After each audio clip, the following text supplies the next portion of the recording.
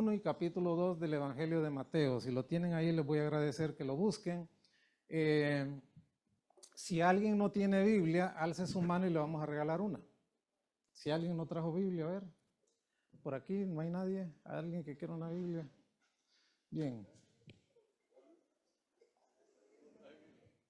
¿Alguien levantó la mano? No. Ah, ok, listo. Claro que sí, con gusto. Recibe ese regalo de la casa del Señor. Bueno, vamos a leer Mateo capítulo 1, versos del 1 al 17. Libro de la genealogía de Jesucristo, el Biblos Gineseos, ¿verdad? Hijo de David, hijo de Abraham. Abraham engendró a Isaac, Isaac a Jacob, Jacob a Judá y sus hermanos. Judá engendró a Tamar, a Fares y a Sara.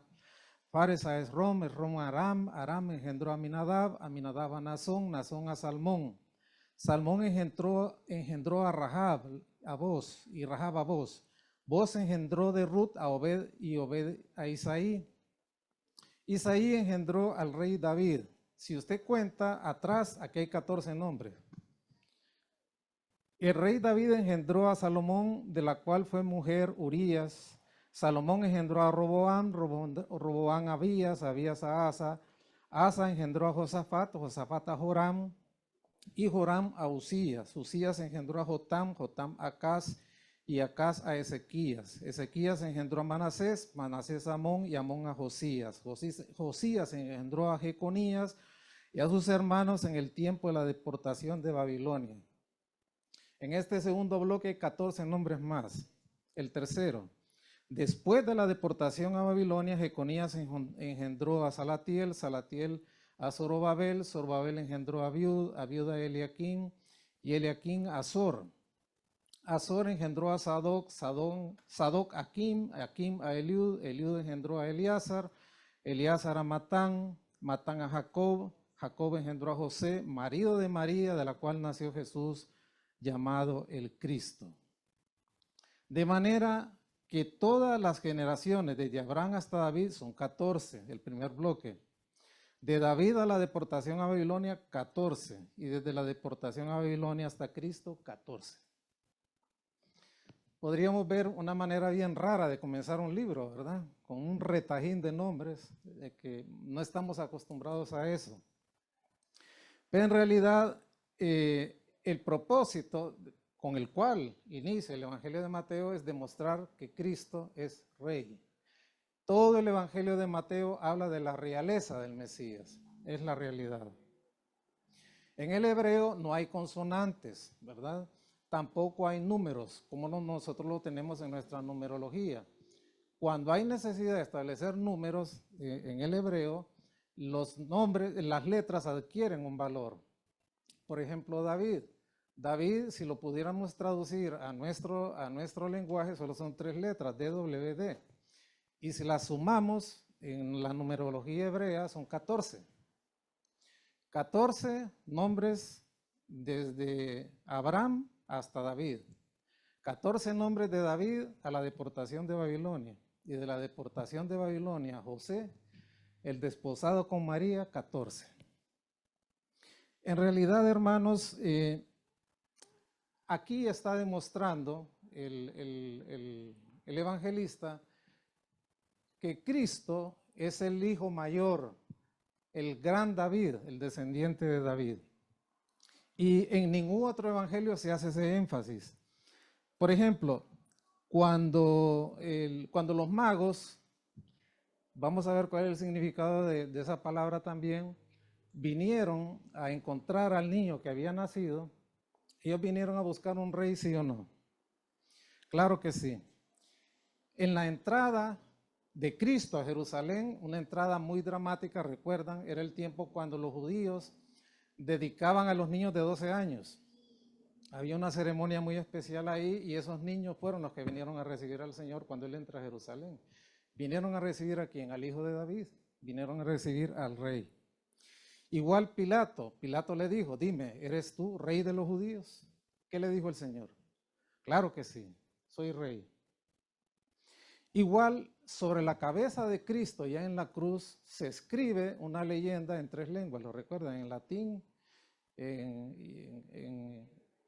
y también en 3 lenguas. ¿Qué decía ahí? Jesús, rey de los judíos, en son de sorna y de burla, pero en realidad lo demuestra que él era el rey.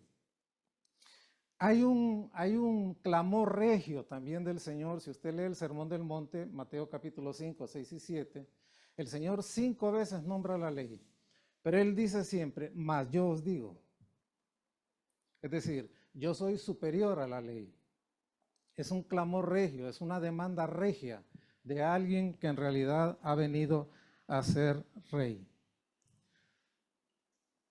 Podemos ver también, hermanos, que para los judíos en realidad las genealogías eran básicas, eran elementales, porque demostraban la pureza de sangre, la pureza de raza, por así decirlo. Si una persona no podía demostrar su genealogía, su pertenencia, es decir, su asiento de nacimiento, en la nación de Israel se le tomaba como impuro. Es decir, incluso podía perder la ciudadanía como judío. Vamos a ver un caso. ¿Recuerdan ustedes cuando Nehemías regresa del exilio a Jerusalén? Una de las cosas primeras que se hizo fue verificar la genealogía de los que iban a asumir el sacerdocio de nuevo para restituir el sacerdocio en el templo, ¿lo recuerdan? Y hubieron 3 personajes ahí que no los encontraron inscritos: Abía, Cos y los de Barzilai, ¿lo recuerdan? ¿Por qué? No pudieron demostrar su pertenencia al pueblo de Israel y fueron excluidos del sacerdocio, ¿lo recuerdan?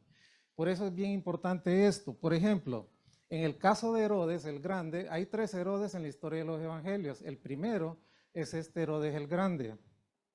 Este Herodes, hermanos, era medio domita y medio judío, es decir, no era puro. Entonces, para él poder recibir, porque los judíos pura sangre no lo querían. Entonces, Herodes el Grande manda a destruir todos los datos genealógicos que estaban en poder del sacerdocio en ese tiempo, para demostrar y asegurarse de esa manera que su linaje era más puro que el del cualquier judío. Esa era la importancia que tenían las genealogías para ellos. 14 nombres, el primer bloque, 14 nombres, el segundo bloque, 14 nombres, el tercer bloque. Y eso es una manera también hay una ciencia que se llama mnemotécnica que ayuda a la memorización. Entonces, como en aquel tiempo no habían libros impresos y conseguirse uno era carísimo, porque si usted podía pagar uno se lo tenía que hacer manuscrito. Entonces, de esta manera se asegura Mateo de que los que lean el Evangelio puedan tener acceso a una memorización rápida. Y de esa manera conectar a Cristo con la promesa que Dios le hizo a Abraham en primer lugar y conectarlo también con el gran David. De esa manera se asegura Mateo de demostrar que Cristo ha nacido para ser rey.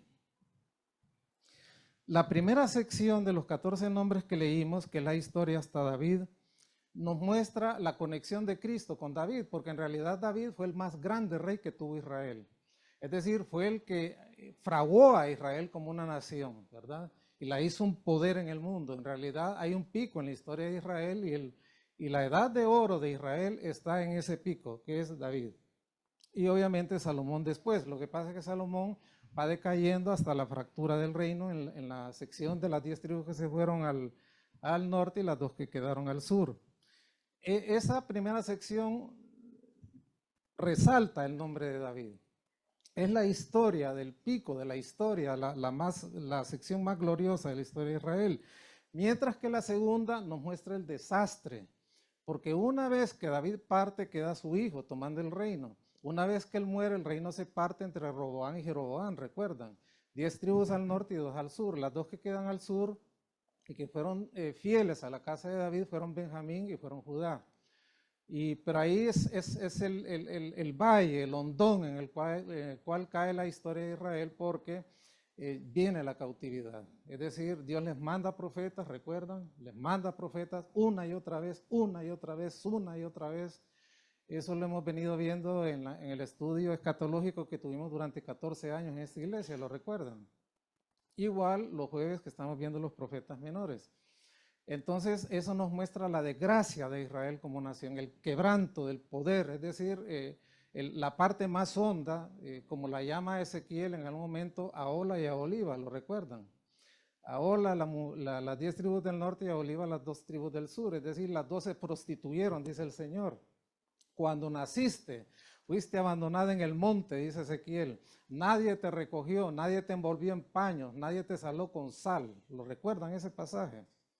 Entonces, esa es la desgracia, el desastre en la historia de Israel. El segundo bloque de nombres. Y el tercero nos muestra la redención de Israel. Dios no da por perdido su propósito. Levanta a Cristo. Amén. Al final de la genealogía aparece José, aparece María, aparece Cristo. Porque Cristo es llamado a ser rey para ser redentor, para ser salvador de la humanidad.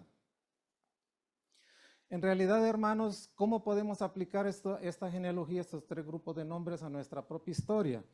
La primera de ellas, así como nos muestra el momento cumbre, épico en la historia de Israel con David, nos muestra también que el hombre ha sido creado para grandeza. Dios puso a Adán en el huerto para ser un rey, para regir el mundo, para administrar los bienes de Dios. Y nos muestra también esa parte de la historia humana. El segundo bloque de nombres lo aplicamos también a la historia del hombre, porque el hombre tomó su libre albedrío, que sí lo tenía en el huerto del Edén, para desafiar a Dios, para oponerse a Dios, para rebelarse a Dios. Y cayó en el desastre, en la desgracia, en la total servidumbre al pecado. En vez de ser un hombre creado para tener contacto e intimidad con Dios, el hombre se vuelve contra Dios. Es necesario el primer juicio de Dios para barrer toda la maldad de la tierra con el diluvio, ¿lo recuerdan? Y luego sigue la historia en decadencia del hombre. Y el tercer bloque de nombres que aparece aquí en esta genealogía, podemos ver también la redención del Señor, ¿verdad? Dios no deja al hombre perdido. Dios no deja al hombre a su maldad. Dios va en rescate del hombre y envía a su Hijo a morir a la cruz del Calvario. Cristo es el Hijo de David. ¿Dónde podemos ver ese pacto que Dios hizo con David? Vaya usted a 2 Samuel 7. Y creo que las Biblias, la versión Reina Valera lo tienen, y la mayoría de las Biblias creo que así lo titulan este capítulo. El pacto de Dios con David. Hay 3 grandes pactos eternos que Dios hizo a través de la historia. El primero de ellos fue con Abraham, ¿lo recuerdan? Dios le promete a Abraham tierra, le promete descendencia y le promete eternidad. 2 Samuel capítulo 7, versos del 8 al 16. Ahí está la promesa eterna, el pacto eterno que Dios hizo con David. Le dice Dios a Samuel: ahora pues dirás a mi siervo David, así ha dicho Jehová de los ejércitos, yo te tomé del redil, detrás de las ovejas, para que fueses príncipe sobre mi pueblo, sobre Israel. Y he estado contigo en todo cuanto has andado, y delante de ti he destruido a todos tus enemigos. Y te he dado un nombre grande, como el nombre de los grandes que hay en la tierra. Además, yo fijaré lugar a mi pueblo Israel y lo plantaré, para que habite en su lugar y nunca más sea removido. Ni los inicuos lo aflijan más como al principio. Desde el día que puse jueces sobre mi pueblo Israel, a ti te daré descanso de todos tus enemigos. Mire qué tremendo lo que sigue. Asimismo, Jehová te hace saber que él te hará casa. Y cuando tus días sean cumplidos y duermas con tus padres, yo levantaré después de ti a uno de tu linaje, el cual procederá de tus entrañas, y afirmaré su reino. Y él edificará casa a mi nombre, y yo afirmaré para siempre el trono de su reino. Y él será, y yo seré a él padre, y él me será mi hijo. Y si él hiciere mal, yo le castigaré con vara de hombre y con acetes de hijo de hombre. La profecía tiene un cumplimiento cercano y no lejano, ¿verdad? Hasta aquí se refiere a Salomón, pero también está la sombra de la promesa eterna con Cristo. Luego no el verso 15. Pero mi misericordia no se apartará de él, como la aparté de Saúl, al cual quité delante de mí. Y será firmada tu casa, escuche bien, y tu reino, ¿para cuándo? Para siempre. ¿Qué más?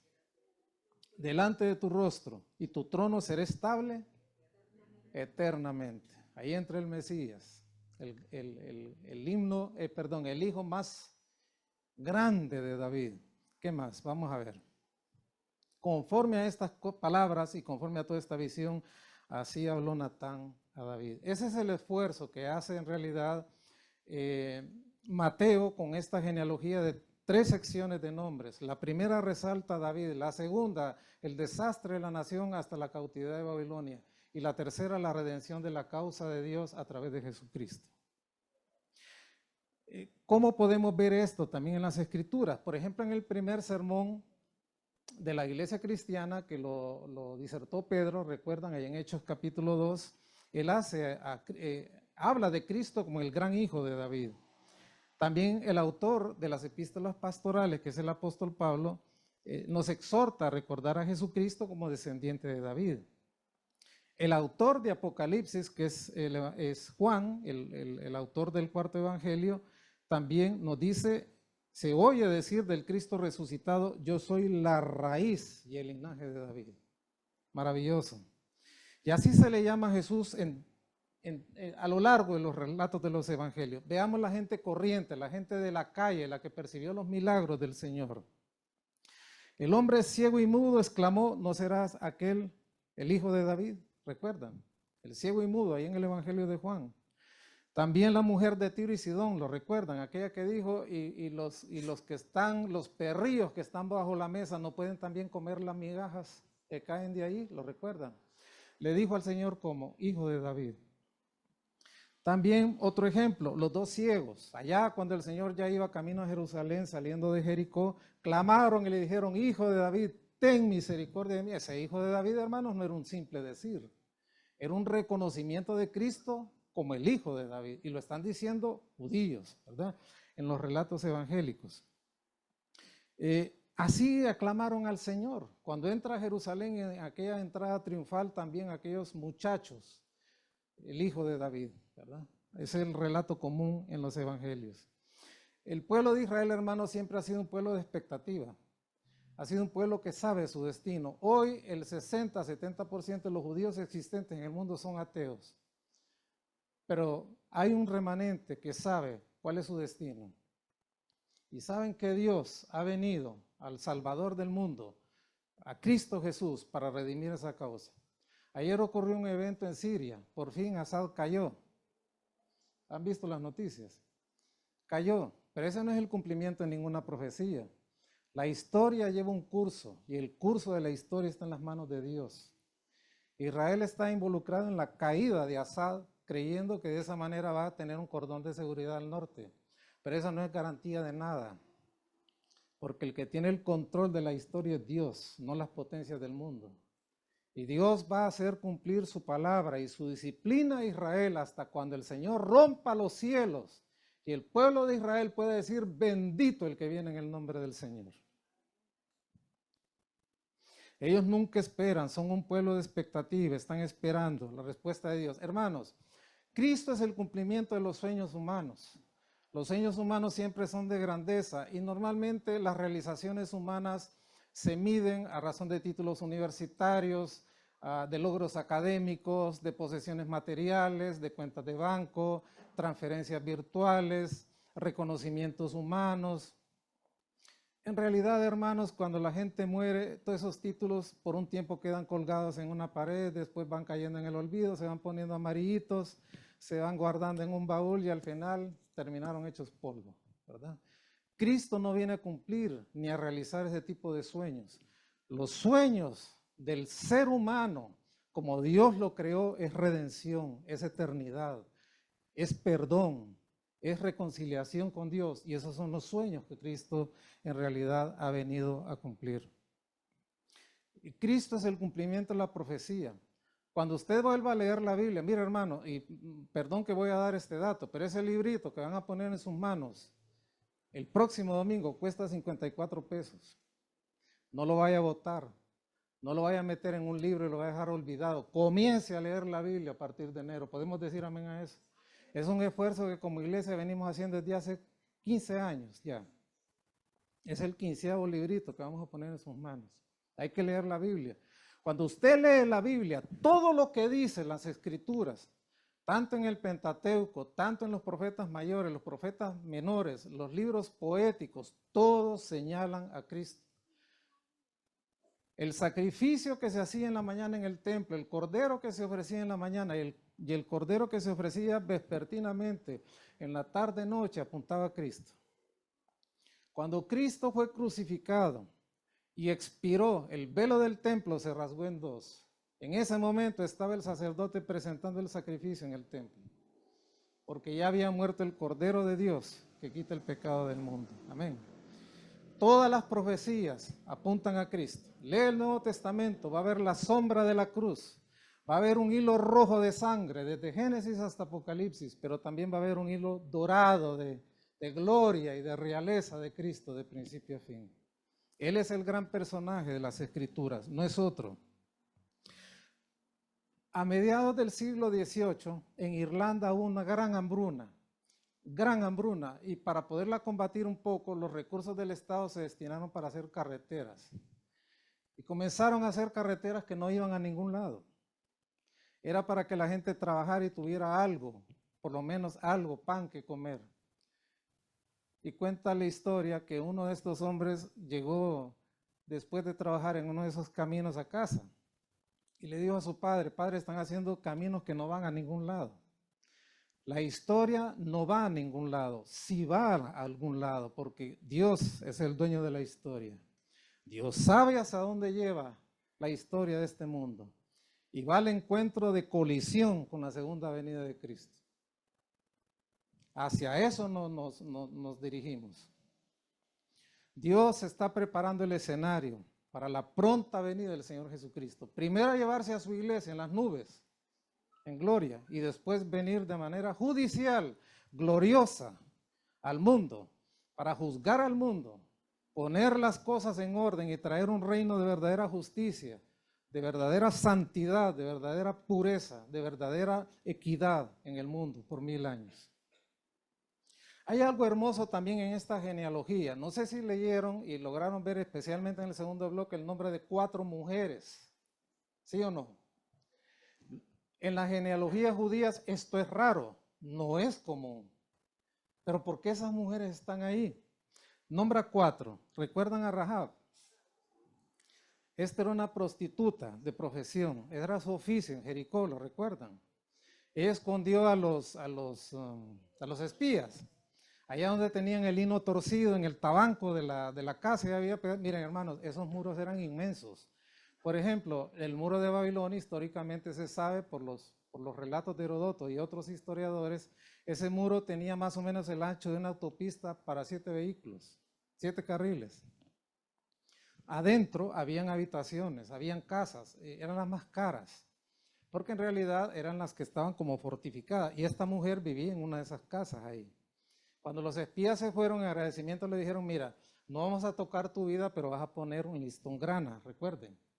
Ajá, y entonces cuando venga el pueblo de Israel a tomar la ciudad, queremos ver ese listón de grana. Si no lo tienes ahí, no respondemos por tu vida, ni la de tu familia. Lo tienes ahí detrás. Y ese fue el medio que Dios utilizó para meter a esta mujer en la genealogía de Cristo, hermanos. Una ramera, una prostituta, que cualquier ortodoxo o cualquier creyente santulón hoy lo hubiera rechazado por completo. Nunca lo hubiera metido en la genealogía de Cristo. Pero Dios introduce a su servicio a lo vil y a lo menospreciado de este mundo. Aquello que es basofia para el mundo, Dios puede hacer instrumentos para su gloria. Amén. Ese es el caso de Rahab. La segunda mujer que aparece aquí es Ruth. ¿Quién era Ruth? Voy a corregir ahí algunos que dicen Ruth con C, Ruc, dicen. Y es Ruth, la moabita. ¿Qué había dicho Dios de los moabitas y de los amonitas? No entrarán en la congregación de Israel hasta la 10ª generación. Era un pueblo maldito, porque era un pueblo que no se había apiadado de Israel. Cuando Israel fue llevado cautivo a Babilonia, fueron los primeros que se prestaron a cazarlos. A los que iban huyendo, los cazaban, o los agarraban vivos y se los iban a vender a los egipcios o a los asirios. Y Dios eso no le gustó. Y en uno de los profetas menores dice que Moab ha tenido siempre un odio rencilloso, eterno contra Israel. Entonces esta mujer estaba descartada por completo. ¿Y quién terminó siendo ella? La abuela de David. ¿Sí o no? Una monita. Sí, una monita. La otra mujer que aparece aquí, ¿quién es? Tamar, la mujer seductora, la que hizo pecar a Judá, ¿lo recuerdan? ¿Y quién era Judá en relación con Tamar? Era el suegro. ¿No es un pecado aberrante ese, sí o no? ¿Y por qué está en la genealogía de Cristo? ¿Qué otra mujer aparece aquí? Betsabé. ¿Quién era Betsabé? La madre de Salomón, la mujer a la cual David sedujo de una manera terrible, horrenda, que genera el Salmo 50 y probablemente el 34 también. Y está dentro de la genealogía de Cristo. La madre de Salomón está ahí. ¿Qué nos enseña esto, hermanos? Que para el Señor en Jesucristo desaparece la barrera entre el judío y el gentil. Ambos entran a salvación eterna. Tanto el gentil necesita a Cristo para ser salvo, como el judío necesita a Jesucristo para ser salvo. Y estas mujeres aparecen en esta condición. El caso específicamente de Ruth, ¿verdad? Y también de la mujer del muro de Jericó. De Jericó tenían esa característica. Pero también algo extraño en estas genealogías, especialmente en esta de Cristo, es que de alguna manera es borrada la frontera entre el hombre y el varón, porque la mujer y el varón vienen a ser tan útiles para la obra de Dios igual. Mire, hermano, en la cultura judía había algo bien interesante en cuanto a esto. La mujer solo era una posesión del marido del padre. Literalmente, la mujer era una cosa nada más, que se podía usar o desechar. Pero en Cristo Jesús la mujer es redimida. Amén. Es redimida, adquiere su papel. Mire, una de las oraciones que hacían los judíos diariamente, cuando se levantaban le decían al Señor: te doy gracias, Señor, porque no me hiciste esclavo, porque no me hiciste gentil y porque no me hiciste mujer. Esas eran las oraciones de ellos, ¿verdad? Y ellos estaban convencidos que Dios las recibía. Pero esa barrera desaparece. Y en tercer lugar, lo más maravilloso de esto, el pecador viene a ser santo. Amén. 4 mujeres que el Señor las encuentra como sus fieles servidoras, que los respetables ortodoxos de este mundo las evitarían con horror. No las dejarían entrar a ninguna iglesia, se los aseguro.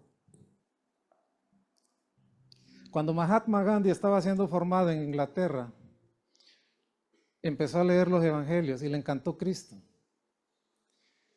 Y en una de esas fue a una iglesia con su vestimenta normal, como lo hacía en la India. Y uno de los sugieres en la puerta lo quedó viendo a pies a cabeza y le dice: tú no puedes entrar aquí. Pero yo quiero entrar, yo quiero escuchar el evangelio, no puedes entrar aquí, ¿verdad? Y insistió en entrar, no lo dejaron.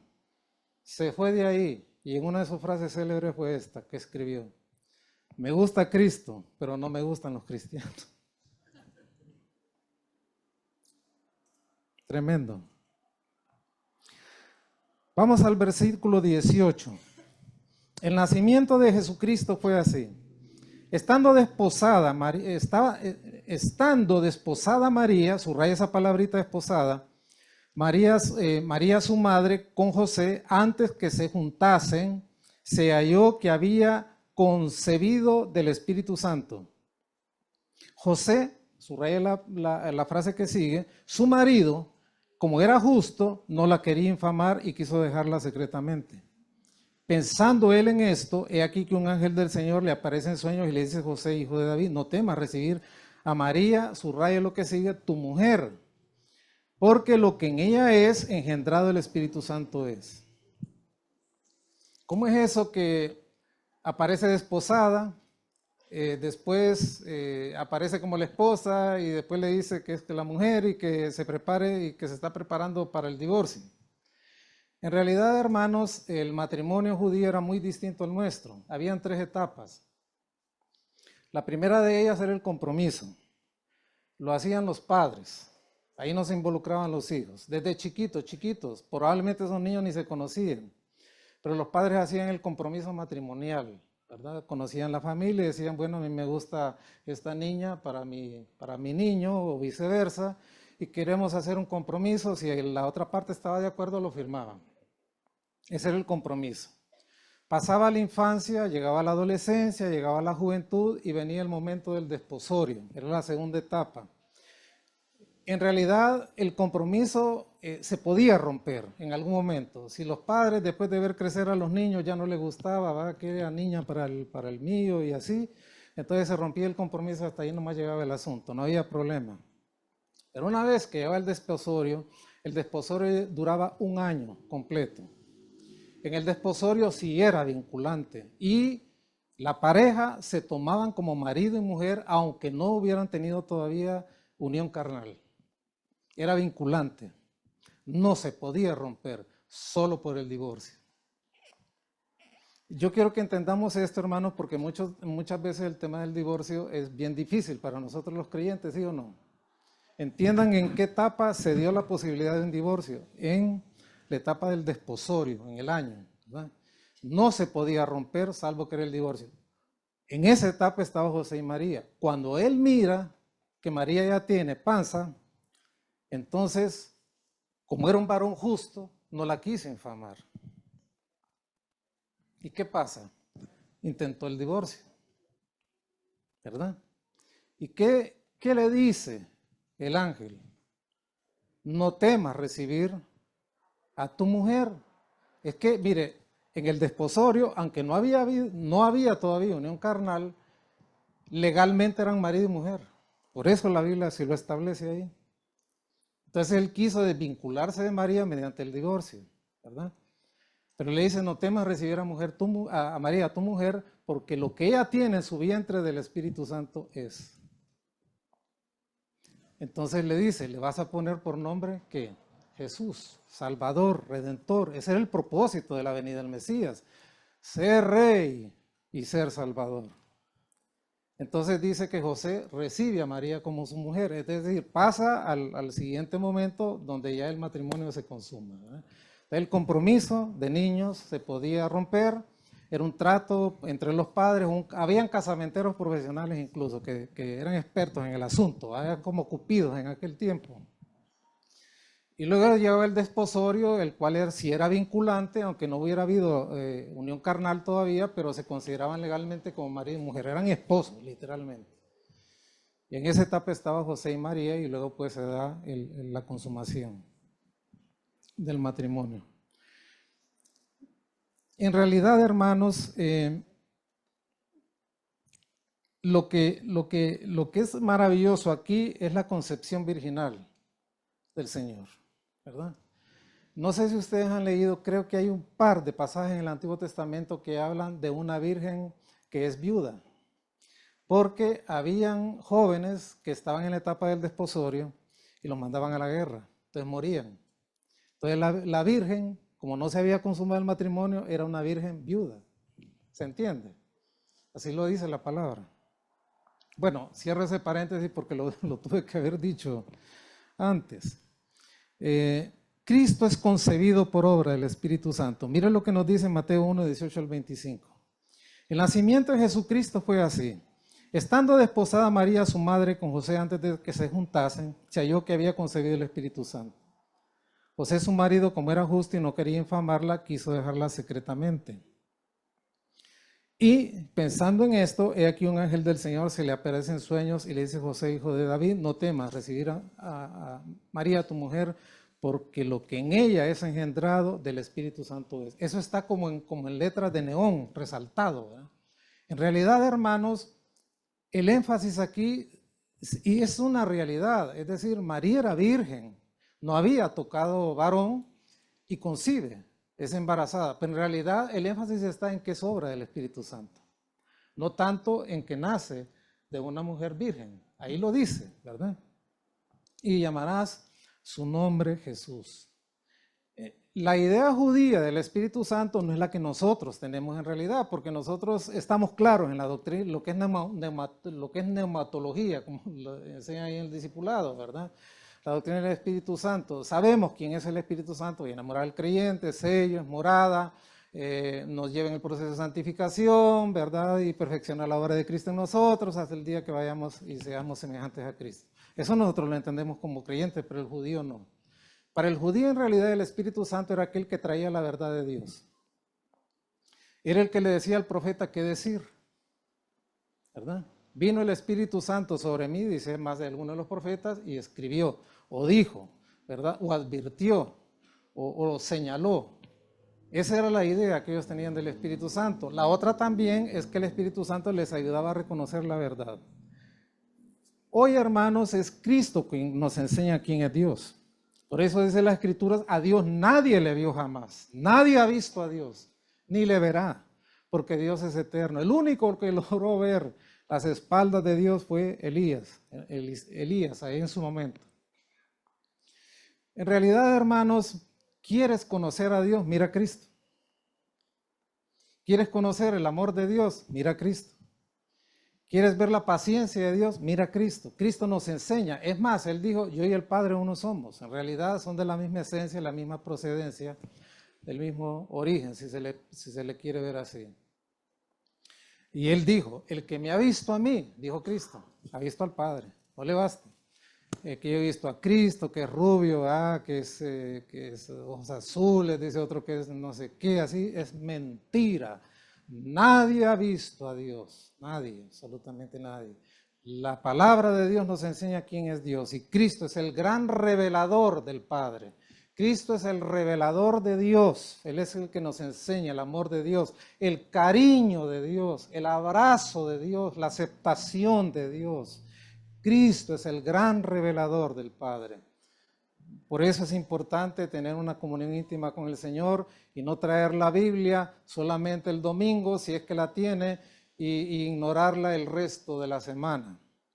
Entonces, por eso pasamos con el carácter agrio, por eso pasamos desesperanzados, por eso pasamos refunfuñando y quejándonos y culpando a los demás y a Dios, porque no tenemos relación con Jesucristo, quien nos muestra al Padre. Amén.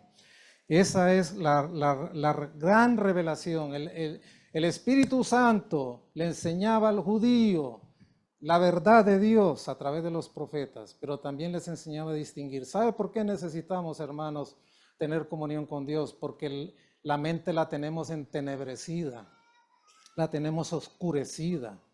Y necesitamos que la luz de Cristo venga a iluminar nuestra mente, nuestro corazón, para llenarnos de esperanza. Este es un mundo desesperanzado. Desde lo que usted escucha en los medios de comunicación, redes sociales, todo está malo. Todo es malo, todo está podrido. Y es cierto, nadie lo dice, pero el creyente tiene una actitud diferente. Porque tiene el Espíritu Santo en su corazón y puede ver las cosas de una manera. En realidad, podemos ver las cosas como el Señor las ve. Hay algo más que quisiera yo agregar aquí. Y es el lugar donde nació Cristo. ¿Les interesa ese tema? Normalmente se nos enseña que Cristo nació en un pesebre. Aquí voy a ir cortando, hermanos, porque el tiempo... ¿dónde está Nancy? Le voy a robar tiempo, Nancy, porque quiero terminar. Se nos dice, la tradición nos enseña, y así lo hemos visto, que Cristo nació en un pesebre, ¿verdad? Que había un burrito, había una vaca por ahí y otros animalitos. Belén, hermanos, es una ciudad que está alrededor de 8 kilómetros al sur de Jerusalén, 800 metros al nivel del mar, más o menos la altitud que tiene Tegucigalpa en relación con el Océano Pacífico, más o menos una altura similar. Y está construida en un hondón de piedra caliza. Las calizas aquí las podemos ver, las tobas las podemos ver ahí en la salida del sur, ¿verdad? Usted hace un corte y parece pastel, como queso, parte ahí, esa es una toba, ¿las han visto? Toda gasolinera de la Plaza de Reyes y todo eso que han hecho por ahí, pues hermano, ya me están haciendo nombrar los negocios. Todas son tobas, más o menos así, nada más que era una toba gris. Entonces, en realidad, hermanos, los pesebres estaban excavados bajo las piedras, porque las casas estaban como en laderas, entonces hacían las cuevas y ahí metían las ovejas, las cabras y todo eso. Cuando yo no he ido, pero he leído bastante y entiendo que lo que enseñan como el lugar donde nació Cristo es una cueva que estaba bajo la iglesia de la Natividad allá en Belén. Y se estima, no se sabe exactamente si esa fue la cueva en la cual nació Cristo, pero si no lo fuera igual, ¿verdad? Pero para que ustedes miren que el Señor sí en realidad nació entre animales, ¿verdad? Siendo rey, nacido para ser rey, pero lo hizo por causa nuestra. Ese es un dato interesante que quería yo hacerlo porque este mensaje no lo puedo dar en dos partes, hermanos. Entonces yo de aquí me voy, así pues que aguanten, ¿verdad? Bueno, hay otros datos ahí que se puedan hablar. Luego nos dice que vinieron reyes, ¿verdad? Se nos dice, en realidad, la tradición antigua de Oriente hablaba de 12, no de 3. ¿De dónde sale la onda de que eran 3 reyes? Bueno, porque eran 3 regalos los que le dieron, ¿verdad? Es la verdad.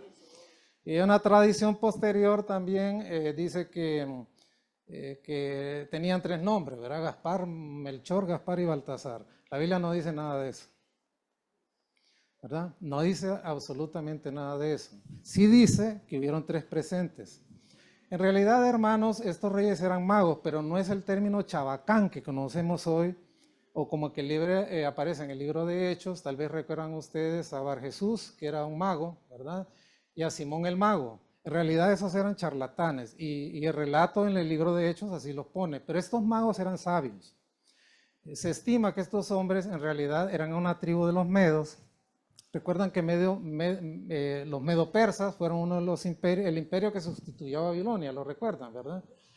Y en realidad los medos quisieron en algún momento en ese equilibrio de poder gobernar sobre los persas, fracasaron, entonces se dedicaron mejor a formar reyes, a ser sacerdotes y cosas así.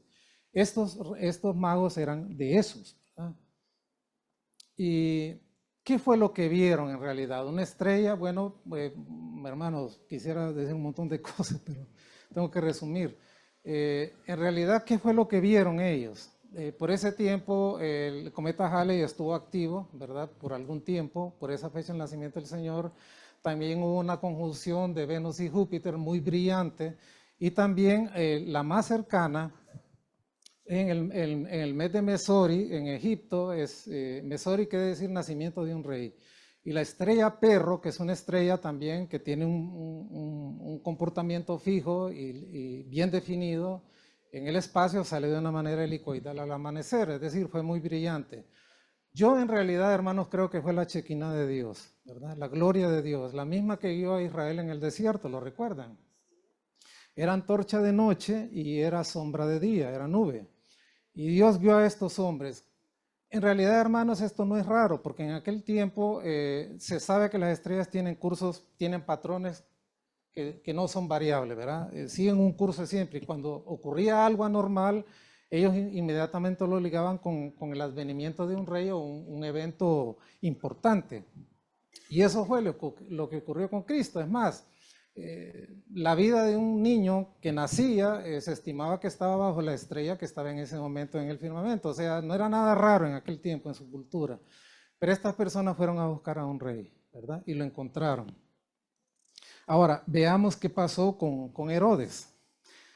Mateo 2, 3 al 9. Diciendo, desde el 1, cuando Jesús nació en Belén de Judea, el rey Herodes vinieron del oriente a Jerusalén unos magos, diciendo: ¿dónde está el rey de los judíos que ha nacido? Porque su estrella hemos visto en el oriente y venimos a adorarle. Oyéndolo esto, Herodes se turbó y toda Jerusalén con él. Convocados todos los principales sacerdotes y los escribas del pueblo, les preguntó dónde había nacer el Cristo. Y ellos le dijeron: en Belén de Judea, porque así está escrito por el profeta allá en Ageo. Y tú, Belén, de la tierra de Judá, no eres la más pequeña entre los príncipes de Judá, porque de ti me saldrá un guiador que apacentará a mi pueblo Israel. Entonces Herodes, llamando en secreto a los magos, indagó de ellos diligentemente el tiempo y la aparición de la estrella, y enviándolos a Belén dijo: id allá y averiguad con diligencia acerca del niño, y cuando le halléis, hacérmelo saber, para que yo también vaya y le adore. Mentiras. Entonces, habiendo oído el rey, se fueron, ya que una estrella que habían visto en el oriente iba delante de ellos, hasta que, llegando, se detuvo donde estaba el niño. Y al ver la estrella se regocijaron con un grande gozo, y al entrar en la casa ya no estaba en la cueva, está en la casa. Probablemente esto fue un par de años después del nacimiento del Señor.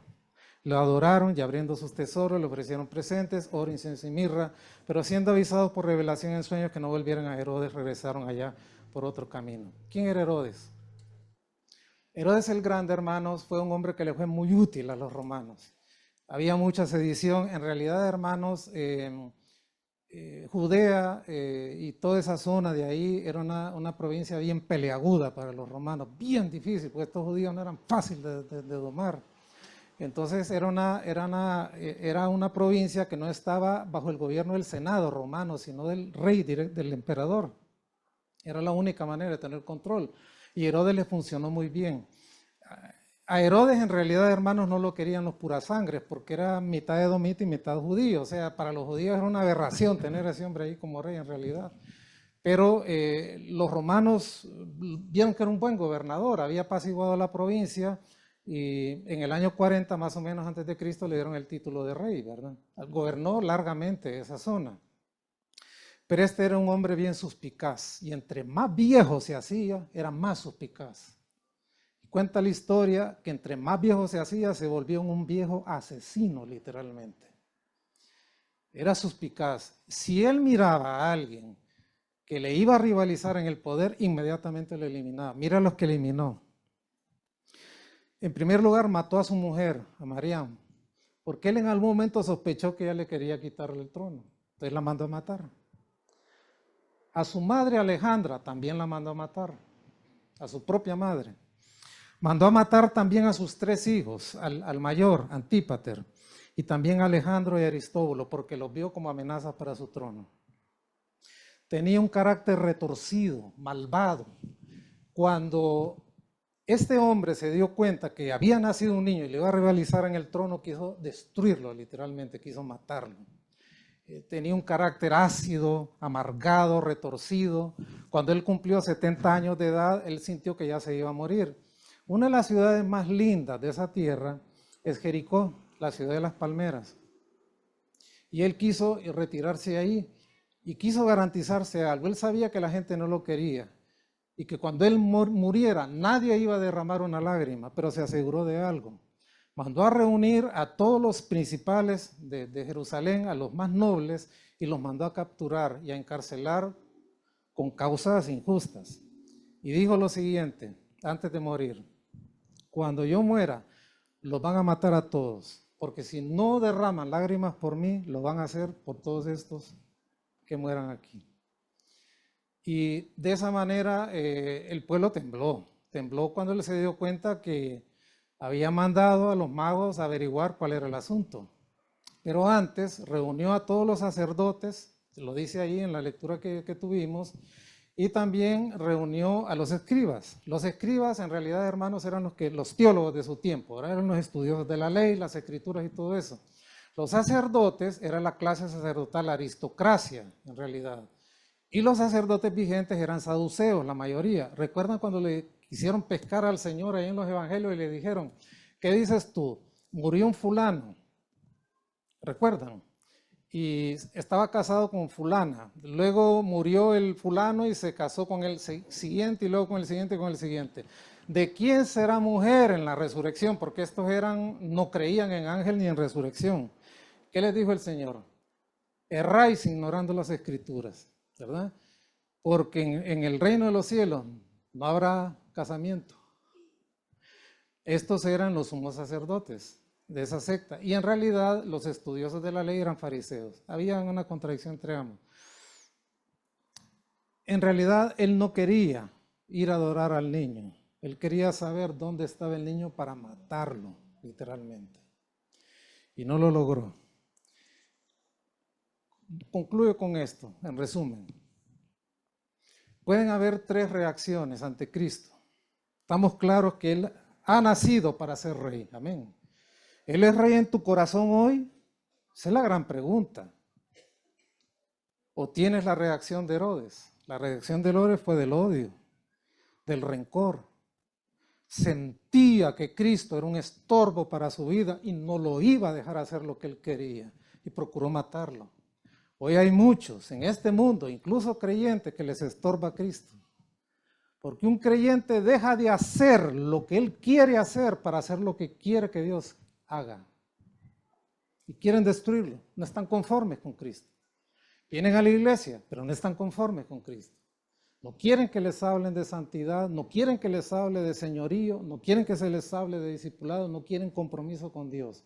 Quieren llevar una vida bizarra, un pie en el mundo y otro pie en la iglesia. Porque Cristo les es un estorbo, sienten que es una piedra en el zapato. Esa es la reacción de Herodes. O puede también ser la nuestra, la reacción de la indiferencia. Los estudiosos de la ley, los fariseos que convocó Herodes para que le dijeran dónde había nacido, invocando Miqueas 7:5, lo habían de memoria. Ellos sabían que salía de Éfrata, de Belén, de Betlehem. De ahí saldría el Salvador. Ellos lo sabían, pero no les importaba. A ellos les importaba más los edificios, ¿verdad? Las catedrales, las grandes edificaciones, los grandes templos, los rituales, que se lea la Biblia una vez al año, que se canten himnos, la ortodoxia buena, ¿verdad? Pero a mí, que Cristo pase de lejos, indiferencia.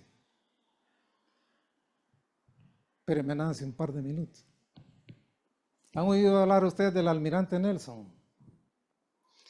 Fue uno de los grandes hombres de mar de Inglaterra, de la Armada Inmortal.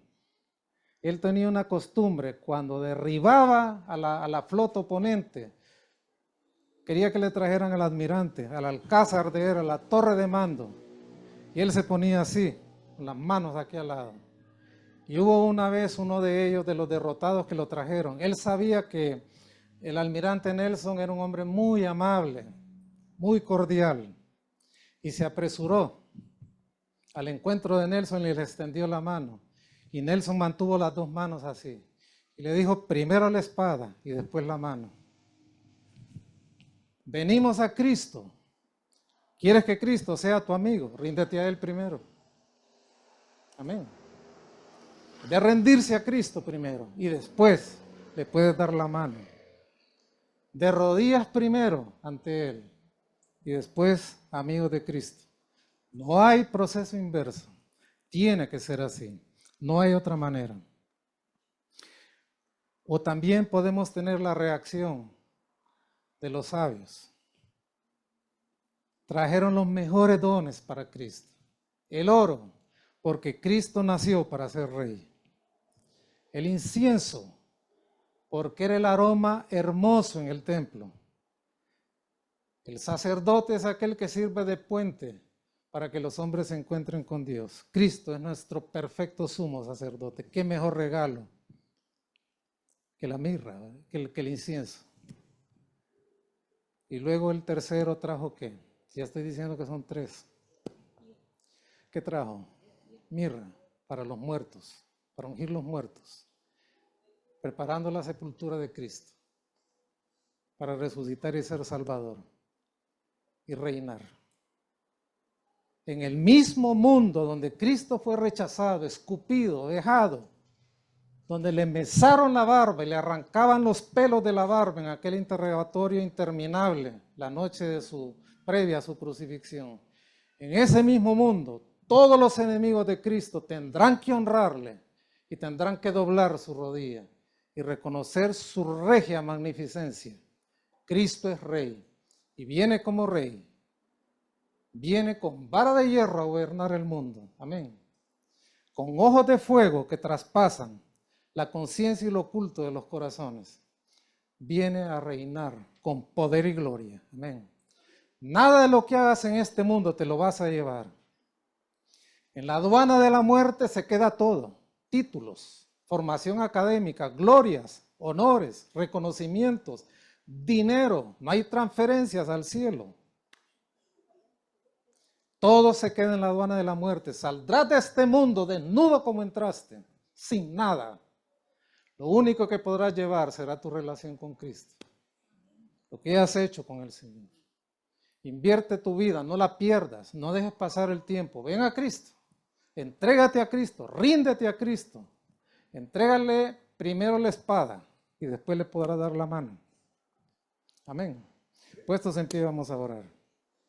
Espero que les haya ayudado este mensaje. Les robé 6 minutos.